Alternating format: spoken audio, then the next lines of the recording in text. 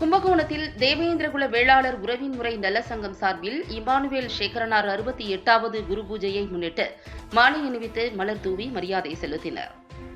கும்பகோணத்தில் தேவேந்திரகுல வேளாளர் உறவின் முறை நல சங்கம் சார்பில் சுதந்திர போராட்ட வீரர் சமூக நீதி போராளி இமானுவேல் சேகரனார் 68வது குரு பூஜையை முன்னிட்டு காந்தி பூங்கா முன்பு இமானுவேல் சேகரனார் உருவப்படத்திற்கு ஒருங்கிணைப்பாளர் குமார் தலைமையில் மாலை அணிவித்து மலர் தூவி மரியாதை செலுத்தினர். தொடர்ந்து பொதுமக்களுக்கு இனிப்புகள் வழங்கினர்.